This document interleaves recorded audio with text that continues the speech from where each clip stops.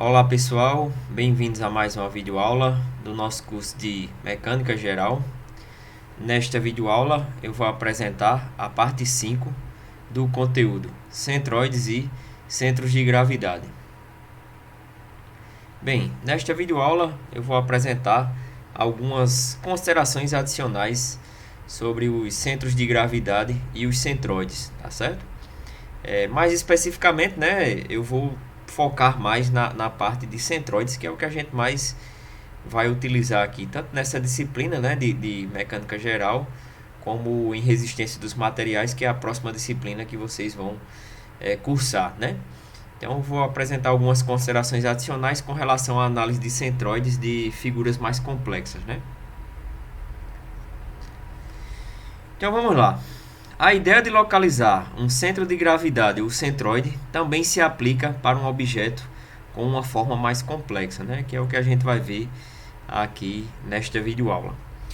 Nas videoaulas anteriores, eu apresentei, né, a ideia ou o conceito, né, de centro de gravidade e centroide, né? Mostrei aí como é feita a relação, né, de uma placa plana com espessura constante, né?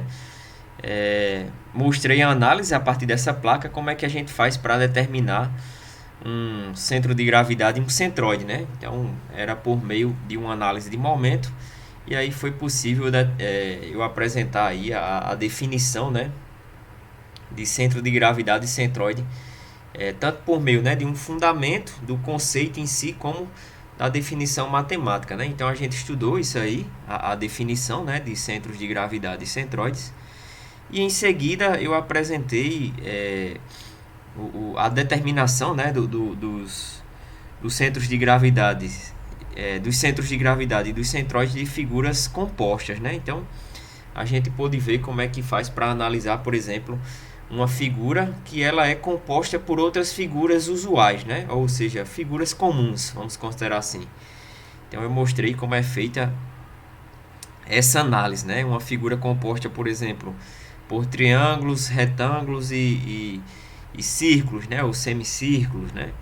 Então vocês viram aí como é que faz para analisar os centros de gravidade e centroides dessas figuras mais comuns, né? Aqui a gente vai ver como é que a gente faz para analisar de uma figura mais complexa, né? Que tem uma forma mais complexa, tá certo?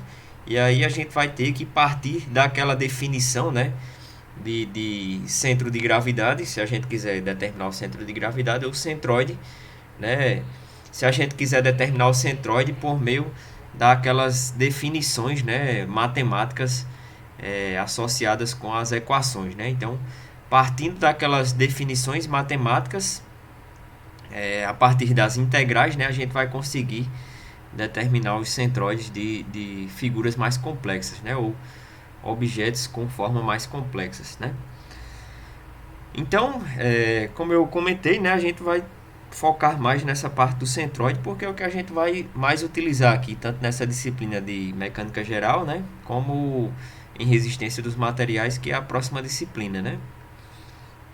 Então, o centroide de uma área limitada por curvas analíticas, isto é, curvas definidas por equações algébricas, é geralmente determinado pelo cálculo das integrais, né? Então, para a gente determinar o centroide de uma área limitada por curvas analíticas, né, a gente determina, né, por meio dessas duas equações que vem da própria definição de centroide, né? Então, a coordenada x do centroide é a integral de x de A dividido pela integral de dA, né? Ou a área total, né? E a coordenada y do centroide é igual à integral de y dA dividido pela integral de dA, que é a área total, né? Então, aplicando essas duas equações, né, a gente vai conseguir determinar as coordenadas do centroide de uma figura, né, mais complexa, determinada por meio ou definida por meio de equações algébricas, né, ou seja, por curvas analíticas, tá certo? Então, o segredo aqui, ó, da gente utilizar essas duas equações, né, é exatamente a definição desse dA, né? Então, a gente vai tentar utilizar um dA, né, que quando a gente substituir esse dA aqui na equação, a gente fica com uma equação de apenas uma variável aqui, né? De modo que a partir do cálculo de uma integral simples, a gente consegue determinar o centroide tanto para x como para y, né? Se eu utilizar um dA não adequado, né, aqui, por exemplo, caso apareça duas variáveis, né, x e y, eu teria que calcular uma integral dupla, né? Então, para simplificar as análises, tanto para essa equação de x como para a de y, o segredo aqui é a gente determinar um dA adequado, né, de modo que a gente calculando uma integral simples, né, a gente consiga determinar o x barra e o y barra, né, ou seja, o centroide da figura, tá certo? Em muitos casos é possível determinar as coordenadas do centroide de uma superfície efetuando-se uma integral simples, né? Foi o que eu acabei de comentar, tá certo? Se a gente utilizar um dA adequado, né? Inclusive, eu vou apresentar um exemplo, né, de um cálculo de um centroide aqui por meio de curvas analíticas. Vocês vão ver como é que a gente aplica bem aqui essa definição, né, das equações do centroide, né? Então, a gente pegando um dA adequado, né, nas equações, tanto para x barra como para y barra, a gente vai ter o cálculo de uma integral em função de apenas uma variável, né, para x e para y. Então, por meio de uma integral simples para x e para y, a gente vai conseguir determinar o centroide da figura. Tá certo, pessoal? Então, consegue-se isso, né, como eu já comentei, como eu já adiantei, né, consegue-se isso escolhendo o dA como sendo um retângulo estreito, ou uma tira, né, ou um setor circular estreito, né, que representa, por exemplo, uma forma de fatia de bolo. Então, escolhendo um dA adequado, né, como eu comentei, que na maioria dos casos vem por meio de figuras retangulares, né, então a gente vai pegar elementos de área, né, um dA, sendo descritos por meio de retângulos estreitos, né, ou por meio de setores circulares, né, estreitos também. Então, o retângulo seria uma espécie de tira e o setor circular seria uma espécie de fatia de bolo. Então, por exemplo, ó, a gente tem mais ou menos isso aqui, né? Uma figura, né, definida por meio de uma função aqui, né? Então, por exemplo, aqui eu tenho que y, né? Eu tenho que y vai ser uma função de x, né? Então, aqui eu tenho o ponto xy, né? Definindo aqui essa curva, tá certo? Então, como é que faz isso, ó?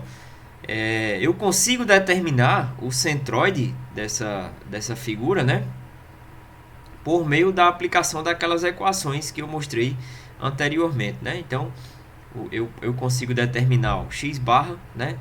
X barra, fazer aqui bem pequeno só para a gente visualizar, né? Eu vou conseguir definir o x barra, ó, por meio de integral de x dA dividido pela integral de dA, né? E o y barra por meio da integral também, ó, y dA dividido pela integral de dA, né? E aí, qual o dA eu vou escolher aqui, ó, né? Então, por exemplo, eu posso escolher esse dA aqui, ó, em função, né, de um comprimento aqui de base, né, dx infinitesimal, e a altura vai ser o que? O y, né? Então, aqui, ó, eu consigo determinar, por exemplo, ó, consigo escolher esse dA aqui, como está representado aqui, né? No caso, seria y dx. E aí, como é que eu faço para aplicar essas equações, ó?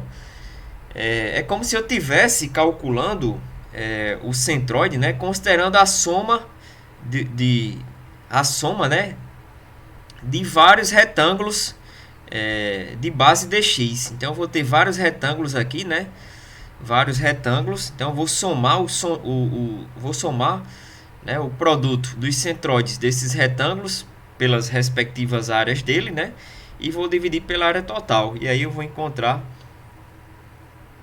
a coordenada x e y do centroide da figura, né? Então, aqui está representado, ó, o centroide de apenas um retângulo, né? Então, o centroide desse retângulo, ó, é o que? A coordenada x do centroide desse retângulo é o próprio x, né? Ou seja, o x barra do retângulo aqui pequeno que eu estou analisando é o próprio x da função, né? E o y do centroide desse retângulo é o que? É a metade, né, do y. Então, aqui eu tenho o y, a metade vai ser o centroide desse retângulo.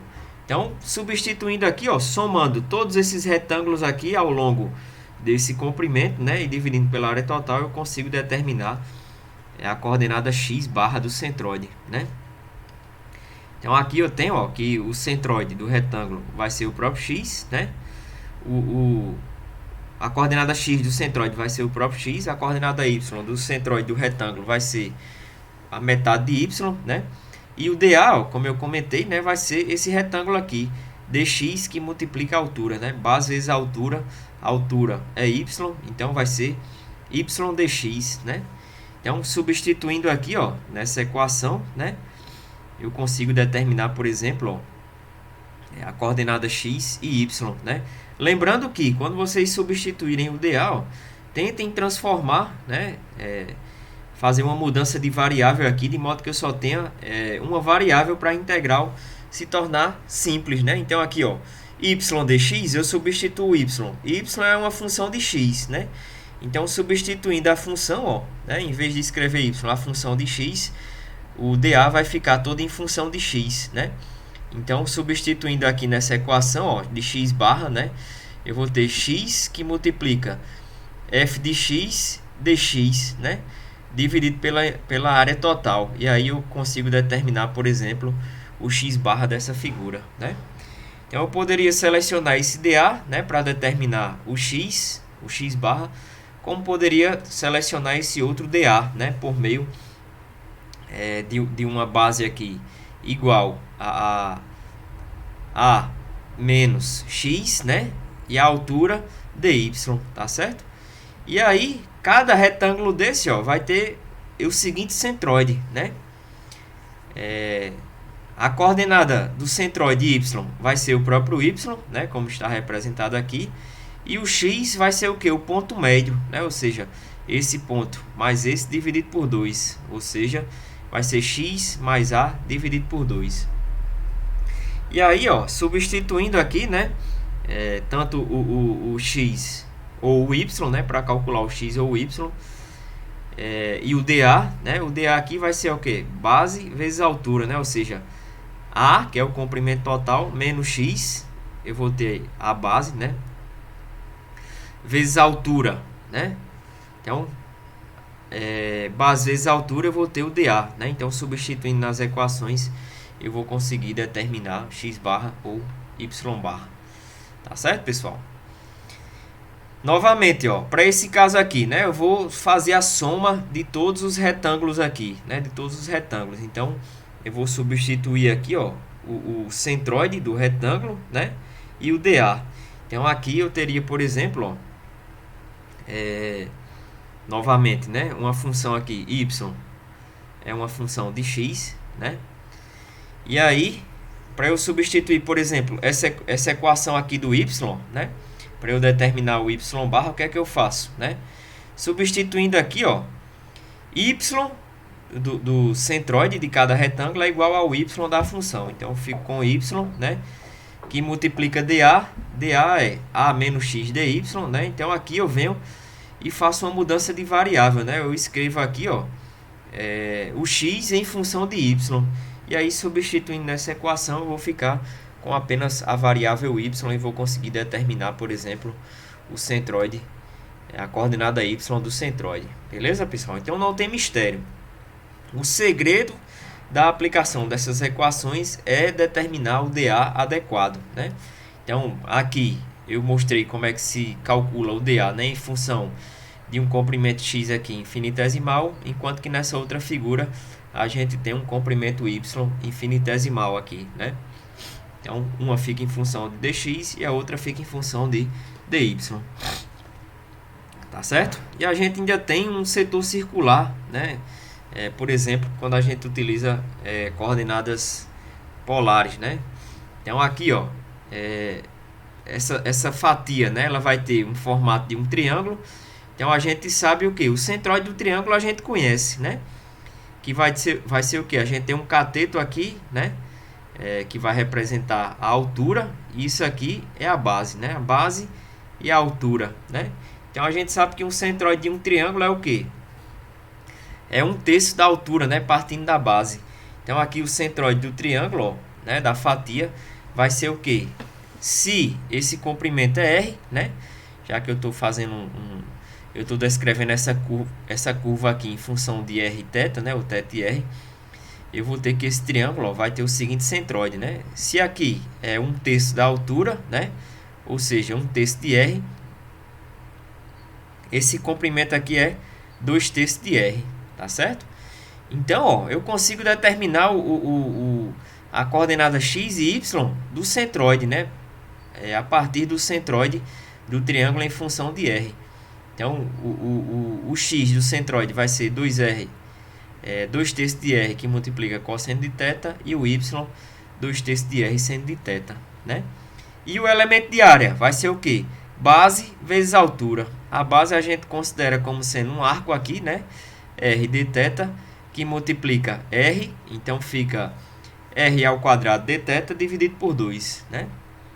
Então, como vocês podem ver aqui, ó, o x vai ser 2/3 de R cosseno de θ, o y 2R 2/3 de R seno de θ, e o dA vai ser o comprimento do arco, né? Aqui a base, né? Que a gente aproxima como um arco aqui, R de θ, já que esse dθ aqui é infinitesimal, né? Que multiplica a altura, R dividido por 2. Base vezes a altura dividido por 2. R de θ vezes R dividido por 2, né? Então aqui a gente tem o elemento de área. Beleza, pessoal? Então aqui a gente tem função, né? Y em função de x. Aqui a gente vai ter a descrição dessa curva em função de R e θ, tá certo? Então o macete aí, né? O truque, o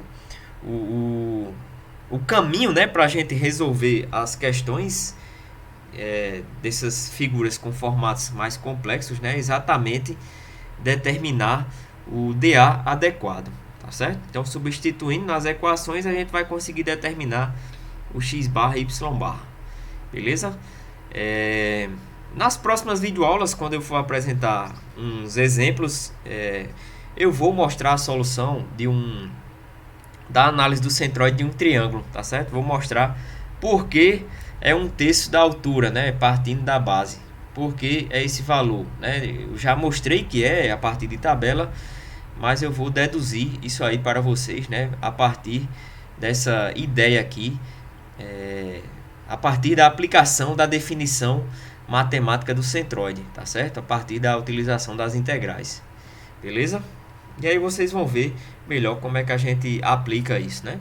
É sempre somando os retângulos, né? A partir das coordenadas do centroide e dos elementos de área. Então, da mesma maneira, para as figuras, ó, a gente tem que a gente também pode aplicar, né, essa definição da análise do centroide para linhas, né? Então, quando linhas ou curvas, né? Quando uma curva é definida por uma equação algébrica, o seu centroide pode ser determinado pelas integrais, né? Ou seja, a coordenada x vai ser a integral de x dl dividido pelo comprimento total, e o y barra aqui, o x barra aqui, o y barra, né? A coordenada x e y, o y barra vai ser a integral de y dl dividido pelo comprimento total, né? Então, por exemplo, a gente tem uma curva ou uma linha, né? Definida por uma equação, né? E aí, novamente, o macete aqui, ó, é a gente pegar um dl adequado, né? Então, pegando aqui um comprimento infinitesimal, a gente consegue definir o dl em função de dx e dy, né? Para a gente substituir esse dl adequadamente nas equações e, calculando as integrais, a gente conseguir determinar o x barra, y barra, né? Então, novamente, a gente vai pegar e vai somar todos os centroides aqui, ó, de todos esses comprimentos dl, né? Que, para o caso anterior, ó, eu representei, né, por x barra é L, aqui está com x til, tá certo? Só muda aí questão de notação.